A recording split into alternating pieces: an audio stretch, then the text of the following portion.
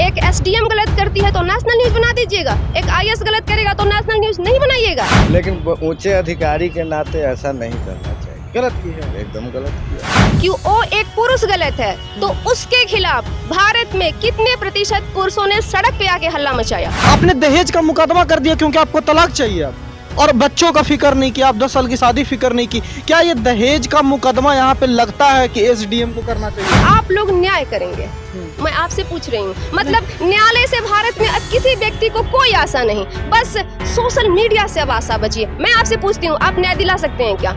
जी madam, स्वागत है आपका सच बिहार में। और हमें सुमित कुमार, आजकल एसडीएम ज्योति मौर्य और आलोक मौर्य, उनके जो पति हैं, उनका केस, उनकी बातें पूरे सोशल मीडिया पे छाया हुआ है और हर किसी के ओपिनियन की लोगों में जबरदस्त चर्चा है। अभी हमारे साथ डॉग लवर नंदिनी है, जिनका वीडियो आपने हमारे चैनल पे देखा होगा, कैसे ये समाज सेवा करती हैं और लोगों की सेवा करते हैं। ये कुत्तों के प्रति इनकी प्यार और मतलब उनका स्नेह बहुत बड़ा है और इनकी बातें भी सोशल मीडिया पे एक अलग स्टैंड करती है, जहां पे ये ज्योति मौर्य के डिग्निटी और उनके खिलाफ सोशल मीडिया कैसे है उस पर बहुत तेजी से बोल रही है और लोग बहुत सवाल उठा रहे हैं यहाँ पे। तो स्वागत है सच बिहार में आपका। आपका भी बहुत बहुत थैंक यू।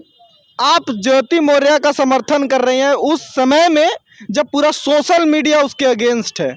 वो लोग चीटर कह रहे हैं, लोग कह रहे हैं कि अपने पति को धोखा दिए, गलत वो एक उदाहरण सेट कर रही है। तो ऐसे में आपको क्या लगता है, क्यों सपोर्ट करना जरूरी है? मैं सच बिहार के सभी पब्लिक और जितने भी लोग मुझे सुनना चाहते हैं उन सबका स्वागत करूंगी, थैंक यू बोलूंगी आपको और मैं अपना स्टैंड क्लियर करना चाहूंगी। लोग मेरी बातों को गुमराह कर रहे हैं, गलत ढंग से प्रस्तुत कर रहे हैं। मेरा जो ओपिनियन है एज अ सोशल एक्टिविस्ट एकदम न्यूट्रल है। न्यूट्रल का मतलब होता है ना मैं उस व्यक्ति के सपोर्ट में हूँ जो शोषित है और ना उस व्यक्ति के सपोर्ट में हूँ जो शोषण किया है। आप लोगों की राय में है कि ज्योति मौर्य जो है वो शोषण करने वाली है और आलोक मौर्य का राय है कि मैं शोषित हूँ। हमारी राय नहीं है, सोशल मीडिया की मतलब सोशल मीडिया की राय है। सोशल मीडिया से आप है ना जी, तो आपकी भी राय हो सकती है, नॉर्मल पब्लिक की भी राय हो सकती है और खास करके मेल कम्युनिटी की राय है। ठीक है, तो मैं अपनी राय और अपना जो ओपिनियन है वो अपना स्टैंड क्लियर कर दूं कि मैं किसी के भी समर्थन में नहीं हूँ। एज अ सोशल एक्टिविस्ट अपनी ओपिनियन आपके साथ साझा करूंगी। तो क्या लगता है आपको, ज्योति मौर्य जरा भी गलत नहीं दिखती आपको इस केस में? नहीं, मैं तो कह रही हूँ कि ज्योति मौर्य पूरी तरह से गलत है।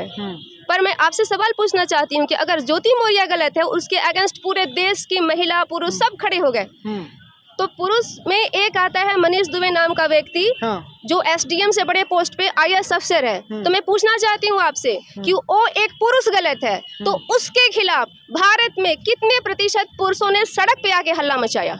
बट ये भी तो है, वो सही है, वो बात सही है, लेकिन उसके तरफ से कोई नहीं बोल रहा है। जैसे उनकी वाइफ नहीं बोल रही, उसका फैमिली मेंबर कोई आरोप नहीं लगा रहा है। यहाँ पे आलोक मौर्य खुले में कह रहे हैं कि हमें दबाया जा रहा है, हमें धमकी दिया जा रहा है। उनके खिलाफ दहेज उत्पीड़न का केस भी तो नहीं है। सबसे बड़ी बात है कि सुनिए, सबसे बड़ी बात है कि जो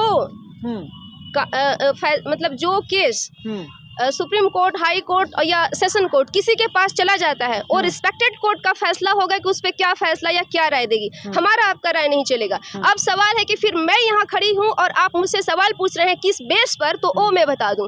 बेस क्या होना चाहिए कि इसका सोशल इम्पैक्ट क्या पड़ा। तो सामाजिक समाज का नियम तोड़ने वाले 3 किरदार हैं, कोई एक नहीं। सबसे पहली किरदार है ज्योति मौर्य, सेकंड किरदार है मनीष दुबे, नाम है ना उसका, प्रेमी जो भी हो, मनीष दुबे, और उनके हस्बैंड है आलोक मौर्य। ये 3 किरदारों ने समाज को तोड़ा है। अब आप पूछ सकते हैं किस बेस पे तोड़ा है, तो इन्होंने वैवाहिक इंस्टीट्यूशन को, वैवाहिक संबंध को अगर खराब किया है तो उस व्यक्ति ने प्रेम जैसे सबसे पवित्र चीज को बदनाम किया है समाज में। अभी आप देखे होंगे गांधी मैदान में कितने प्रेमी जोड़ा टहल रहे होंगे। अब मुझे बताइए, एक दूसरे पे शक होगा कि नहीं होगा कि कल का मेरा प्रेमी भी ऐसा छिछोरा निकलेगा, जब इतना डिग्निफाइड लाइफ स्टाइल कैरी करने वाला व्यक्ति आईएएस अफसर, जिसका कि पूरे डीएम जो कि पूरे डिस्ट्रिक्ट को जज करता है, पूरे डिस्ट्रिक्ट को कैरी करता है, हाँ पुलिस जो भी है, तो पूरे डिस्ट्रिक्ट को वो कैरी करता है एक तरह से। जब वो इतना नीचा निकल सकता है तो ये जो लोग आम लोग टहल रहे हैं, ये लड़कियों के साथ खड़े हैं, फिर लड़की कैसे अपने आप को कॉन्फिडेंट कर पाएगी कि ये बंदा सही होगा?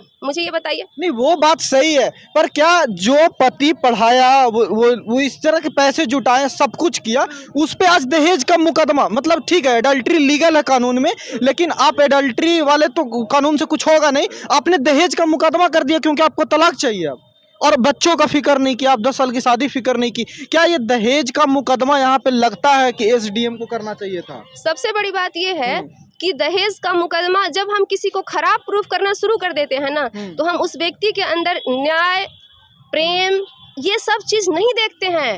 हम एक एनिमी की तरफ फाइट करते हैं। जब वो महिला गलत निकली तो वो व्यक्ति भी उसको गलत प्रूफ करने के सारे इंतजामात किए। आपने देखा होगा, उन्होंने सारे वीडियो वायरल किए, उन्होंने सारे ऑडियो वायरल किए, उन्होंने सब कुछ खोल के रख दिया। तो अब बताइए कि जब बार एक तरफ से थोड़े होगा, दोनों तरफ से इक्वल होगा। दोनों तरफ से होगा, लेकिन ये भी तो सवाल है ना कि एक सफाई कर्मचारी या किसी भी आदमी, एक नॉर्मल पब्लिक, मैं पटना के डीएम के खिलाफ बोलूं तो कोई फर्क पड़ेगा? थाना में एफआईआर दर्ज हो जाएगा। लेकिन सोशल मीडिया का इम्पैक्ट है ना कि पूरा देश समाज बात कर रहा है उसकी। नहीं तो क्या वो ज्योति मौर्य एक एफआईआर भी दर्ज होने देती क्या? 90% लोगों ने हमसे यही सवाल ये पूछा जब मैं ये मुद्दा न्यूट्रलिटी के साथ रखी, तो लोगों ने मुझसे ये सवाल पूछा कि आप किसी का समर्थन क्यों नहीं कर रही हैं, खास करके उनके पति का समर्थन क्यों नहीं कर रही हैं। और वो महिला गलत हुई और नेशनल न्यूज इसलिए बन गई, बेरोजगारी इस देश में है, भूखमरी इस देश में है, पॉलिटिकल इनस्टेबिलिटी इस देश में है, उन सब चीजों को हटा करके एक पारिवारिक मुद्दा को नेशनल न्यूज बना दिया गया। जब मैंने ये सवाल आप जैसे सोशल मीडिया वालों से पूछा तो उन्होंने कहा कि एक एसडीएम, एक अधिकारी, एक कमजोर की बीवी बनी है काबिल। तो मैं पूछना चाहती हूँ कि मनीष दुबे भी एक आईएएस अधिकारी है, ठीक है, हो सकता है उसका बैकग्राउंड कमजोर न रहा हो सकता है वो बड़ी ऊंचे कद से आया हो, पर समाज के लिए भी तो वो भी मायने रखता है। तो दोनों के साथ इक्वल ट्रीट होना चाहिए था। एक एसडीएम गलत करती है तो नेशनल न्यूज बना दीजिएगा, एक आईएएस गलत करेगा तो नेशनल न्यूज नहीं बनाइएगा, उसका कोई इम्पैक्ट समाज पे नहीं पड़ेगा। अब मुझे एक आम आदमी की बात बताइए, यहाँ पे कई लोग, कैमरा जरा घुमाइएगा, यहाँ पे कई लोग ऐसे खड़े हैं जो आपसे जो सवाल करेंगे, ठीक है, जो कहते हैं कि मैं अपनी बीवी को नहीं पढ़ाऊंगा, बेटी को पढ़ाऊंगा। मैं उनसे पूछना चाहता हूँ, उनकी बेटी भी किसी की बीवी बनेगी तो क्या उसको नहीं पढ़ाएंगे? अच्छा, एक आध से पूछ ही लेते हैं, बता। अभी देखिए अंकल है, अंकल ज्योति मौर्य वाला जानते हैं घटना, एसडीएम वाला? एक आध आदमी तो बोला है, एक आध आदमी बोला आपको? स्टाफ है वही कहा। हाँ। क्या लगता है क्या बीबी को पढ़ावे भेजेगा कोई पढ़ाने? का उसका इच्छा है तो अच्छा काम का है ना, पता नहीं है, ऐसे भाग जाए तो फिर दिक्कत। अब लोग तो यही कह रहे हैं, वैसा सोचेगा तो बाल बच्चा के पढ़ाएगा, आदमी पढ़ावे नहीं करेगा, वैसा सोचेगा तो। लेकिन ऊंचे अधिकारी के नाते ऐसा नहीं करना चाहिए। गलत की है, एकदम गलत किया। अब महिला सपोर्ट करे या चाहे नहीं करे, गलत हमारा कहे के मतलब परिवार में कोई। अब अंकल से दूसरा सवाल भी पूछिए कि एक पति को जो कभी 2 बच्चे की माँ रही है उस आदमी की, उसका खराब फोटो, गंदी बात सबको दिखाना चाहिए कि वहाँ दिखाना चाहिए जहाँ न्याय मिले? पूछिए। अरे कोई गरीब गुरबा रहता है तो उसका ना बीवी बेटी चाहे मजबूरी ज्यादा रहता है, वो आईपीएस अधिकारी है तो उसको कौन मजबूरी है? उसके पति को दिखाना नहीं चाहिए था ना अंकल? पति है तो उसको सब कुछ कर दिया और बना दिया है। तो यही तो बिगाड़ रहा है, पति पर उलट पुलट हो रहा है। बात ये है ना नंदिनी जी की, बात ये है कि उसकी बातें सुनता कौन?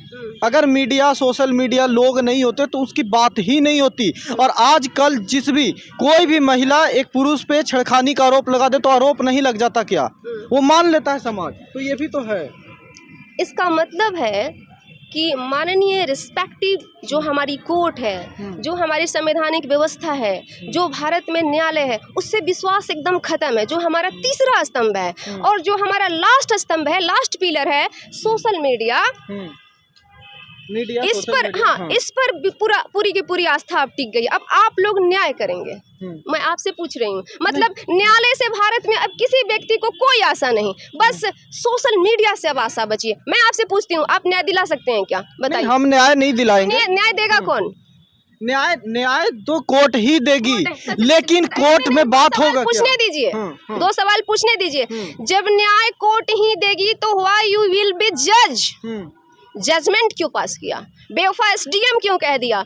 कोई जब तक कोई गलत आदमी गलत प्रूफ नहीं हो जाता है, actually social media just they are trying to raise the voice of people.